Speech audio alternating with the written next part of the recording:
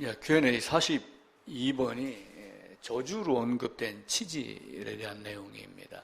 신명기 28장에 그 내용이 나오거든요. 신명기 28장을 보면은 28장 1절부터 14절까지 축복에 대한 이야기가 나오고 15절에 보면은 네가 만일 내 하나님 여호와의 말씀을 순종하지 아니하여 내가 오늘 네게 명하는 그의 모든 명령과 규례를 지켜 행하지 아니하면 이 모든 저주가 네게 임하며 네게 이를 것이니 라고 하며 16절부터 저 뒤에 68절까지 계속해서 저주에 대한 이야기를 합니다. 절수로 따지면 한 4배 정도 많은 내용을 이야기를 하죠. 축복과 저주가 무엇인가 라고 하는 것을 이제 잠깐 생각을 해봤습니다. 결국은 축복은 어디서 오냐 하면은 하나님의 사랑에서 오고, 우리가 이제 성경을 보고 했을 때는 구원받았고 거듭났을 때 축복이 내게 임합니다. 근데 저주는 언제냐 하면은 사실은 이것이 없을 때 이렇게 이루어지죠. 근데 또 한편으로는 이들도 어떤 모습이냐면 순종과 불순종에 따라서 축복과 저주가 그렇게 바뀌게 됩니다. 그러니까 신명기 28장은 사실은 축복받은 자, 거듭난 자, 이스라엘 너희와 같은 자가 어디 있냐, 하나님이 이런 민족을 이렇게 사랑한 적이 어디 있느냐라고 했던 그 이스라엘을 향하여 한 말씀이에요. 그러니까 결국은 28장 16절 이하로부터 나오는 저주는 결국은 불순종으로 인하여 생긴 것이다, 이렇게 보면은 정확할 것 같습니다. 하나님이 자기를 비워서 이 땅에 오셨습니다. 빌립보서 2장에 보게 되면은 하나님과 동등될 것을 취하지 아니하고 천지를 지으신 하나님이 종의 형체로 이 땅에 오셨습니다. 거룩하신 분이 거룩하지 못한 육신을 입고 이 땅에 오셨습니다. 그러니까 어떤 분들은 영은 거룩하고 육신은 악하다 이렇게 하며 이분법으로 접근하는 사람도 있었죠. 그러면 거룩하신 분이 출생을 하면은 가장 깨끗한 것, 아기가 태어나면 어떻게 해요? 가장 깨끗하고 묵은실에도 들어가고 옷도 하얗고 깨끗한 것 이렇게 이제 입히고 눕히고 이렇게 하는데, 우리 주님은 이 땅에 오셔가지고 사실은 가장 더러운 것, 가장 낮고 추한 것, 그것도 사람이 있을 만한 것도 아닌 마소의 밥통인 구유, 거기에 누임을 당했죠. 그러니까 결국은 뭐냐면은 이 땅에 가장 낮고 천한 자들, 병든 자, 심령이 가난한 자, 이런 자들이 와가지고 이 밥통에 누인 나를 먹어라 라고 하면 사실은 생명의 떡으로 온 거예요. 근데 그것도 장소가 어디냐면은 베들레헴 떡집이라고 하는 곳이기 때문에 상당히 의미가 있는 장소죠. 그러면서 공생에 사생에 사시고 자기를 죽여서 자기를 내어주기까지 나를 사랑했는데, 그 사랑을 받으면 축복이고 그 사랑을 거부하면 저주다, 이렇게 보는 거죠. 그리고 그 축복을 받은 자 중에서도 순종하며 사는 거와 불순종해 사는 삶이 있습니다. 그러니까 아담의 경우를 놓고 보더라도 아담이 에덴의 아름다운 곳에다가 만들어짐을 당했습니다.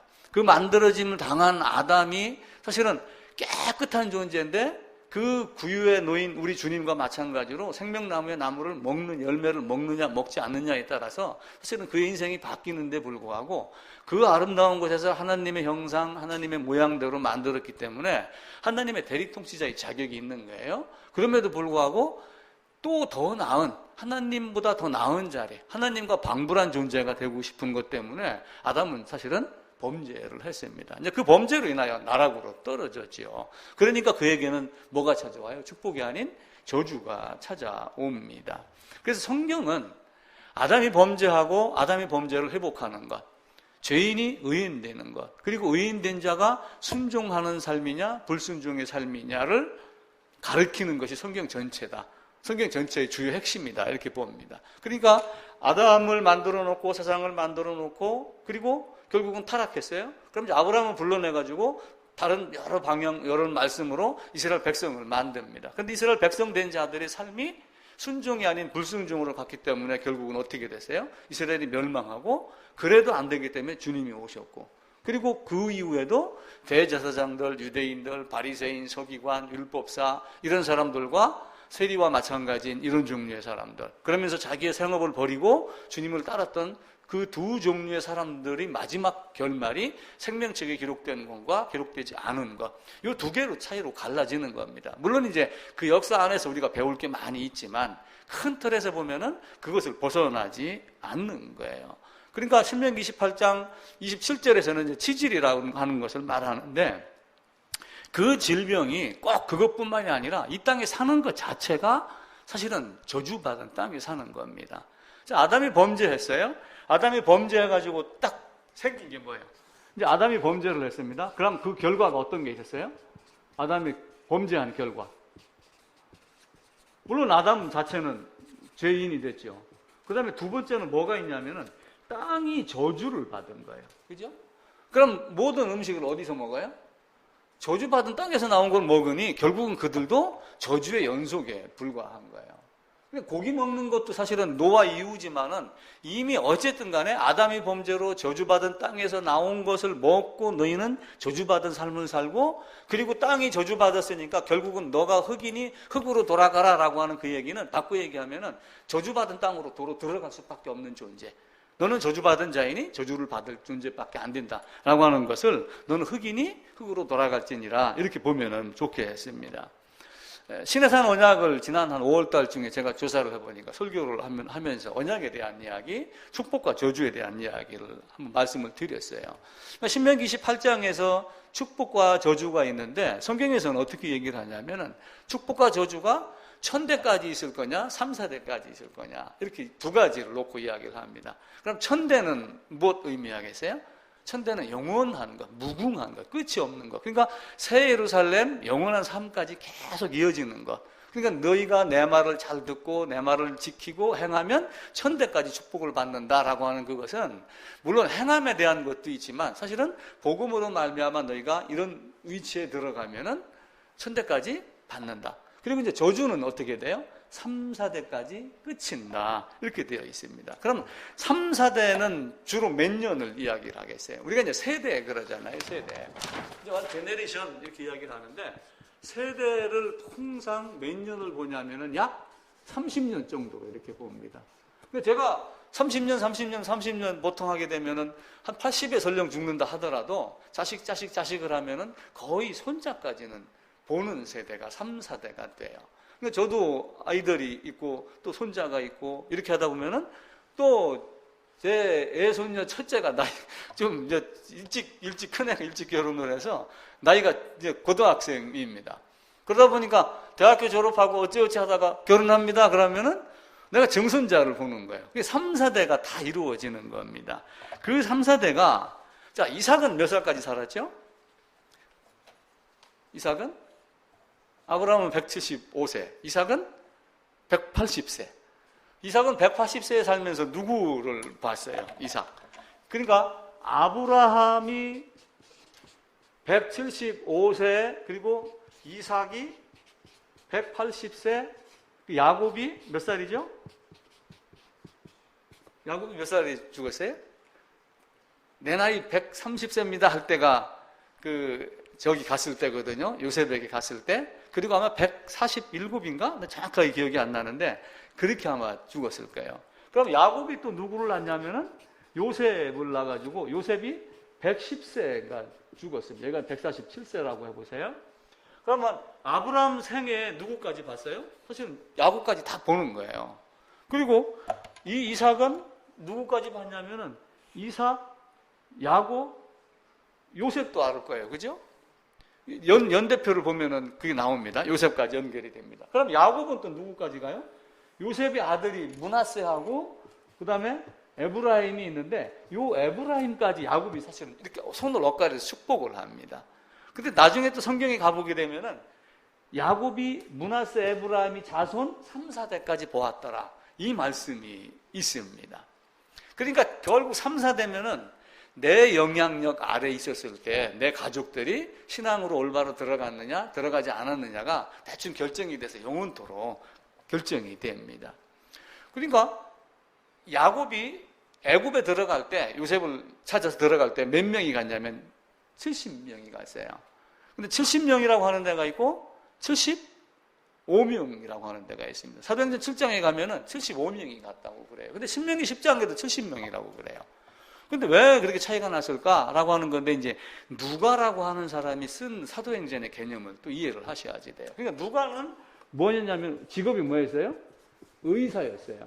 바울이 안제를 걸렸을 때 누가가 동행을 하며 병에 대한 것도 치료도 해주고 돌봐주기도 이렇게 했습니다. 그러니까 굉장히 꼼꼼한 사람이에요. 그리고 누가가 쓴 성경의 누가복음 대상이 누구냐면 헬라인들이에요. 그러니까 헬라인은 지식인들이거든요. 사도행전에 나오는 그 사람들은 한 번 말한 건 두 번 말하지 아니하고 항상 새로운 것을 말하기를 좋아하는 사람들.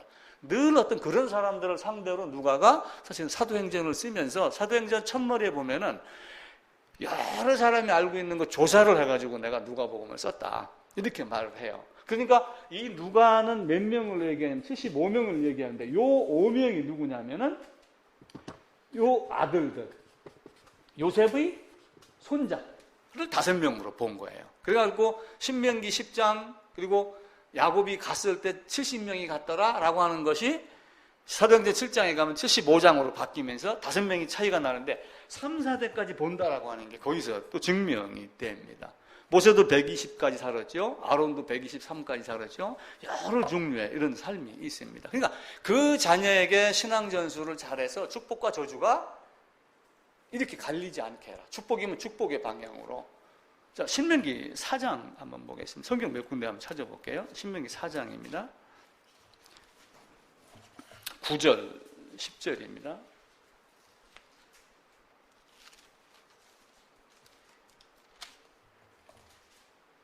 7절부터 제가 읽을게요. 우리 하나님 여호와께서 우리가 그에게 기도할 때마다 우리에게 가까이 하심과 같이 그 신이 가까이 함을 얻은 큰 나라가 어디 있느냐. 오늘 내가 너희에게 선포하는 이 율법과 같이 그 규례와 법도가 공의로운 큰 나라가 어디 있느냐. 9절 같이 한번 읽을게요. 오직 너는 스스로 삼가며 내 마음을 힘써 지키라. 그리하여 내가 눈으로 본 그 일을 잊어버리지 말라. 네가 생존하는 날 동안에 그 일들이 내 마음에서 떠나지 않도록 조심하라. 너는 그 일들을 내 아들들과 내 손자들에게 알게 하라. 그러니까 알게 하라라고 하면 내가 본 것을 알게 하라고 하는데, 이제 그 본 것이 그 윗절에 가면은 그 민수기 25장의 바알볼 사건에 갖고 시딤에서 음행하던 사건 우리가 한번 얘기했었잖아요, 앞전에서. 그 내용이 본 것을 너희에게 이야기를 하라 이렇게 되어 있는데, 신명기 6장하고 또 몇 군데로 쭉 연결하면은 사실은 너희가 본 것은 어떤 거에 해당되냐면 이 바알볼뿐만이 아니라 너희가 애굽에서 고통받던 것, 그리고 10가지 재앙을 거쳐갖고 나온 것, 문설주 임방에다, 그 마지막 재앙이 이제 문설주 임방에다 피를 바르고 집 안에 거하라 이렇게 말씀을 해요. 문설주 임방에다 피를 발랐다고 하여 문 밖에 있었으면 죽임 당했을까요? 안 당했을까요? 죽임 당했습니다. 문 안에 있었을 때 피를 보고 넘어간다고 하는 게 유월이라는 게 패스오버라는 개념이잖아요. 그리고 홍해가 갈라졌죠. 중간에 오다가 목이 말라 물, 반석, 만나 이런 많은 본 것들을 너희가 너희 자손들에게 알게 하고, 또 호렙산에서 여호와 하나님이 말씀하시던 거를 모세에게 대행하게 하여 십계명, 기타 많은 율법 주시고 성막 주시고 했던 이런 모든 것들을 너희가 너희 자손들에게 알게 해라. 그 내용이 이제 우리가 일반적으로 얘기하는 쇠마라고 하는 것으로 또 말씀을 합니다. 신명기 6장입니다. 2절부터 보면은요, 곧 너와 내 아들과 내 손자들이 평생에 내 하나님 여호와를 경외하며 내가 너희에게 명한 그 모든 규례와 명령을 지키게 하기 위한 것이며 또 내 날을 장구하게 하기 위한 것이라. 그래서 3, 4절은 우리가 이제 세마라고 그래가지고, 저도 이 목각으로 파는 거를 집에 갖고 있다가 아이들에게 다 나눠주고, 이제 저희 집에는 이제 없습니다. 하나도 구매하고 싶은 생각이 들어가더라고요. 3, 4절 같이 한번 읽을게요. 이스라엘이 듣고 삼가 그것을 행하라. 그리하면 내가 복을 받고 내 조상의 하나님 여호와께서 내게 허락하심과 같이 젖과 꿀이 흐르는 땅에서 내가 크게 번성하리라. 이제 4, 5절이 쇠마입니다. 이스라엘아 들으라. 우리 하나님 여호와는 오직 유일한 여호와시니 너는 마음을 다하고 뜻을 다하고 힘을 다하여 내 하나님 여호와를 사랑하라. 이걸 이제 그 벽에다가 이렇게 목각이나 이런 형태로 해서 걸어놓는 사람들이 많이 있습니다. 이스라엘에 가면은 뭐 현관 문 앞에 또 아니면은 뭐 손목에, 이마에 이런 말씀을 적어가지고 자기들 마음속에 늘 갖고 있고 그러죠. 그래서 이런 모든 것들을 내 자녀에게 가르치라 이 말씀을 합니다. 11장으로도 가보겠습니다. 19절입니다. 11장 19절입니다.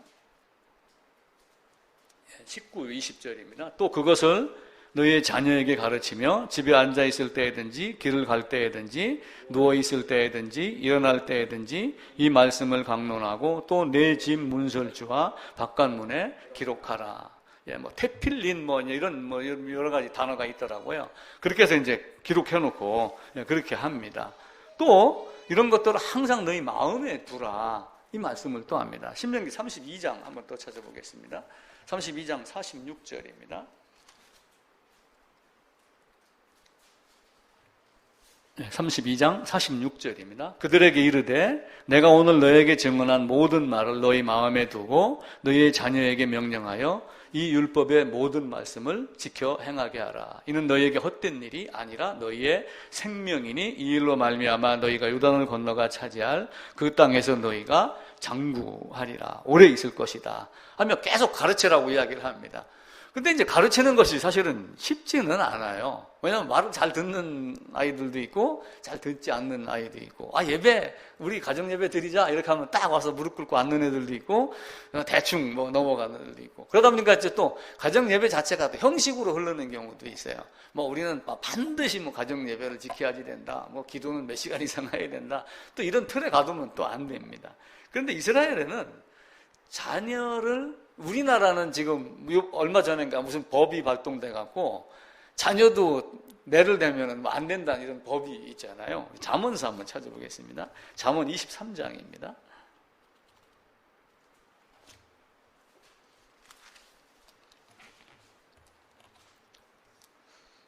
잠언 23장 13절입니다. 12, 13, 14절 함께 읽을게요. 훈계에 착심하며 지식의 말씀에 귀를 기울이라. 아이를 훈계하지 아니하려고 하지 말라. 채찍으로 그를 때릴지라도 그가 죽지 아니하리라. 내가 그를 채찍으로 때리면 그의 영혼을 수월에서 구원하리라. 이렇게 하며 내 아들아 내 아들아 하면서 계속해서 이야기를 합니다. 그리고 또 채찍으로 때려라 죽지 않는다 이 말씀도 있지만 또 다른 데 가도 계속해서 자식을 훈계하라는 얘기가 굉장히 많이 있어요. 또 신명기 10장에 가면은 하나님이 네게 요구하는 게 뭐냐 이렇게 묻는 장면이 있어요. 그것도 한번 찾아봅시다. 신명기 10장으로 갑니다. 앞으로 가셔가지고 신명기 10장 12절입니다.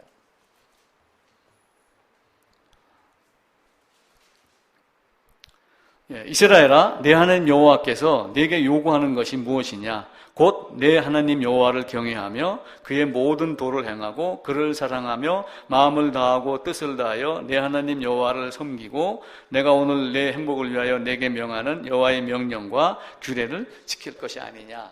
이게 이제 하나님 우리에게 요구하는 거예요. 하나님 우리에게 요구하는 것이 많습니다. 여호와께서 미워하시는 것 몇 가지가 있다. 여호와께서 요구하는 것이 너희에게 있다. 이렇게 하면 우리에게 요구하는 것들이 많이 있습니다. 근데 이 요구하는 것들을 우리가 잘 받았을 때와 받지 않았을 때 저주와 축복이 사실은 갈립니다. 자, 다윗과 사울 두 사람을 대표해서 한번 얘기를 한번 해보세요. 사실은 사울은 훈련 조교, 시범 조교에 불과한 거예요, 사실은. 왜냐하면 베냐민 지파니까 창세기 49장에서 유다의 가문에 하나님의 규, 홀, 주권자가 임한다고 되어 있잖아요. 그래서 결국은 룻기에 가게 되면은 그 기드온 시대의 흉년으로 말미암아 룻의 시아버지, 시어머니가 모압으로 피했다가 룻을 만나서 들어와가지고 보아스를 만나고 결국은 다윗으로 연결이 됩니다. 그런데 사울이 갑자기 왕이 등장을 해요. 근데 만약에 사울이 여호와 하나님 하라는 대로 했으면 계속 왕권이 유지가 됐을까요? 이치적으로 하면 그래요. 근데 성경적으로 하면은 결국은 그는 그럴 존재가 안 된다. 결국은 창세기 49장에서 유다로 주권자가 나겠다라고 했기 때문에 결국은 다윗에게 가지만 다윗으로 말미암아 어떠한 왕이 되어야 할 것을 사울을 통해서 사실은 가르치는 겁니다. 자, 사울을 봐보세요.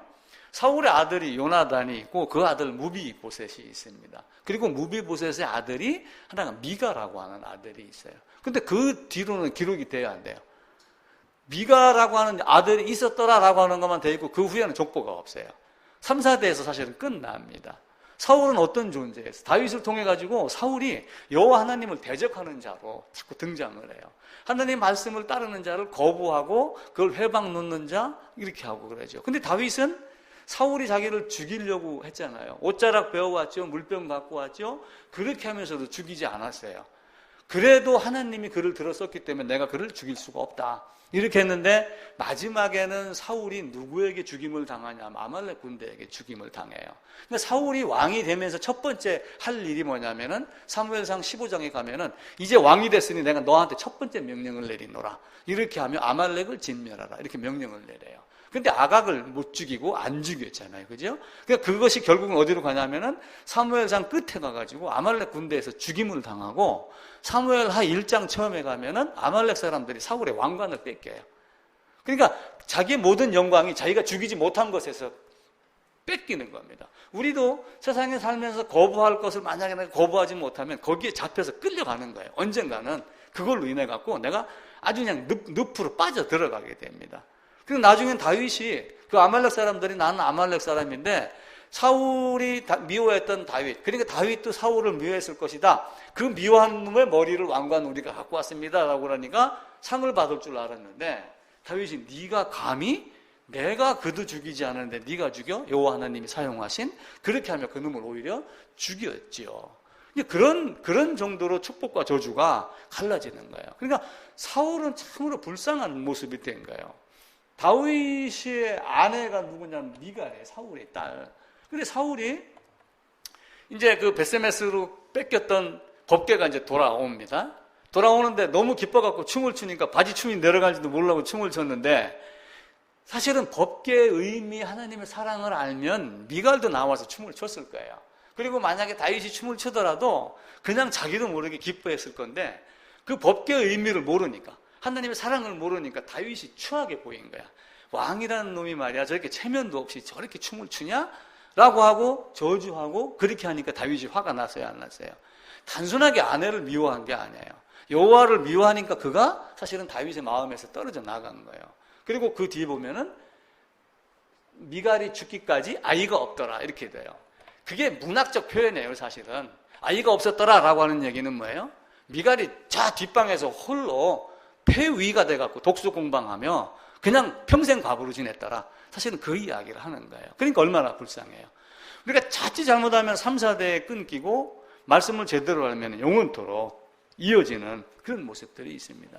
그러니까 지금은 우리가 이게 이제 핵가족 돼가지고 전부 저도 큰딸은 대전에, 작은 딸은 남양주에, 아들은 서울에, 저는 원주에.